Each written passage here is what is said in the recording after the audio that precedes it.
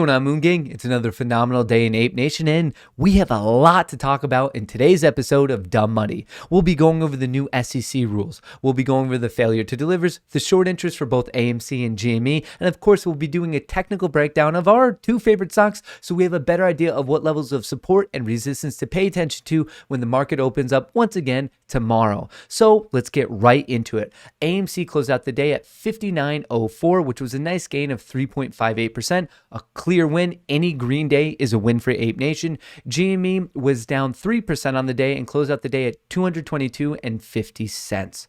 So let's kick this off with all the new SEC rules. This one's specific to the DTCC right here. I will make sure to link this below so you can do your own DD on the documents I'm referring to here. So there's a new rule 005, the DTC 2021. You could check this out. The main thing I want to bring out here, there's multiple times in here that they actually say, if you look up effective, the proposed rule change would become effective upon filing. And you're going to see that. And then they even had some emails to the same effect. It will be effective immediately. All right. So I just want to bring forth that now that this has been filed, it is in effect. So with that, the next logical question is, what is 005 all about?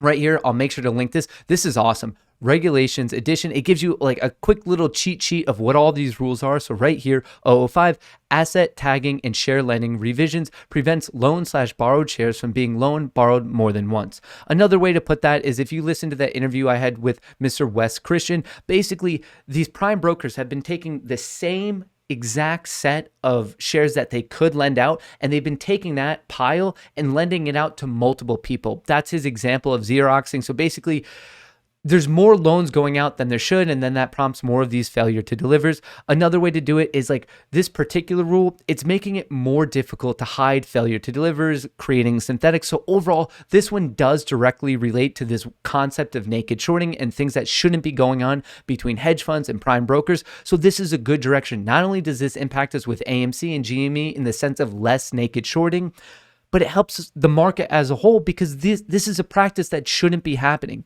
I got a great question today. Can you please explain why shorting and naked shorting, obviously they're doing the same thing, but why is naked shorting worse? This is a phenomenal question. The reason why it's an illegal, illicit practice is because you never borrow the shares, or you think you're borrowing shares that were actually just copied, and that's what this rule 005 is trying to prevent. But you're increasing the supply. And when you increase the supply of anything, in that second, when the demand is remaining constant, you drive the price down. It's a malicious way to attack it. So not only are you doing this normal shorting of selling to the market, but it's doubly bad because you're increasing the supply, you're bloating the supply, hence driving the price down. But what's even more interesting here is 005 is an excellent step in the right direction. But I want to bring your attention to here. The NSCC 002 amend the supplemental liquidity deposit requirements. Basically, this is important for two different reasons. Once this actually gets filed and becomes effective, that means that a different rule, the 801 rule, will also go into effect. And with these two, that increases the collateral that can be required. And from there, people who are deeply underwater, that we can see a whole new slew of margin calls.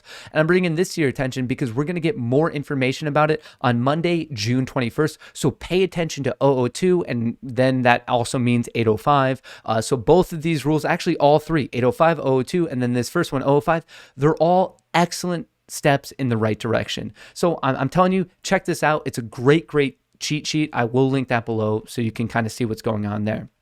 So now let's talk a little bit more about failure to delivers. But first, let's go over kind of this quick rundown of what's going on with AMC. Today, there was a net borrow against AMC. You heard me right. A net borrow of 1.44 million shares. So once again, the short interest is higher. I'm pulling my hair out because I just don't get the insanity of this move. What in this chart, what in this situation is telling people, yes, I want to bet against it? I would be deathly afraid to bet against AMC right now, but yet they are. And at the end, we're increasing the short interest, which just increases the proverbial ceiling of where we're going to go when this thing really explodes. So the shares on loan roughly going to be around 90 million, utilization around 83%, and this will update Today, Ortex finally got the new numbers from the SEC and FINRA, the newest batch of FTDs, but I wanted to point out that they end on May 28th. We don't have the information on this run up in June right here. That's going to come at the end of June. We're going to, it's kind of retroactive. You get the information from the start of June. I am most interested in seeing if there's any FTD spikes the way we saw back here on January 27th. I want to see how things played out on right here, June 2nd and June 3rd. I'm kind of expecting there to be a massive spike in this, but alas, we're going to have to wait till the end of June to actually get that information. And why I care about the FTDs is an umbrella term. And remember, a naked short is a type of FTD. So there are other types of FTDs. So all naked shorts are FTDs, failure to delivers, but not all failure to delivers are naked shorts. So that's why this isn't a perfect metric, but it tells us more information of when we see spikes like this, you're going to see some craziness. And in fact, let me show you GameStop's. Look at what was going on back here in January. Look at this massive spike in failure to delivers. I wouldn't be surprised if that's about how AMC's chart could be looking pretty soon. But the fact that this wasn't a massive red flag for the SEC saying, whoa, why are there so many? And why is it continuing to go higher and higher? To me, that's some smoking gun evidence. But once again, I don't work at the SEC. I'm not a lawyer. I'm not a financial advisor. I'm just trying to present some data for all of you. And then you can make your own assumptions from this, but absolutely gigantic. In terms of GameStop today, GME, there was a net return of 391,000, which means that the short interest dropped a little bit. The shares on loan, probably just above 12 million right now. Utilization, which don't forget is the ratio of borrowed shares divided by total lendable shares, X divided by Y. Both of those numbers are dynamic. That's around 52%. It might drop down to 51 given the net return of shares today. In terms of technical levels, I just wanted to bring this to your attention. I mean, I love the look of AMC. This is beautiful. Look at this. I know we didn't get that breakout today, and we had a bit of a hammer candle going on here, but this is beautiful. They beat it down for 3 days, and then 3 days later, we just got it right back. So ever since we started this rally, I like to keep everyone updated. We are up 388%, and we are not that far away from the highest close we've ever had. We're only down 5% from the highest close that AMC has ever had. In the past week, we're up 7%, and from the start of the year till now, up 2,700%. Absolutely amazing. So what I want to bring to your attention on this is just kind of the technical levels right here. I've had this marked out on the chart, this red region, clear region of resistance. And when we were trading considerably above it, I'm not going to lie, I got excited. I thought that was going to lead to an absolute gigantic move up to that 70 region, breakout from there, and then a huge continuation. But for now, they were able to smack it back down. So this is still my major test for tomorrow. I want to get above 60, 62, this area, break out, and then test in the low 70 region. That's my goal for tomorrow in terms of resistance. For support, we've now established support between 55 and 56, and below that we have between 50 and 52. Support, resistance. In terms of GameStop, let me switch this back to the daily chart.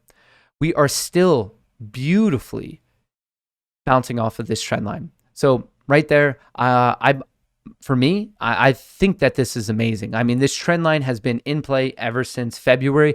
Bounce, a fake out breakdown. We get back above it, bounce.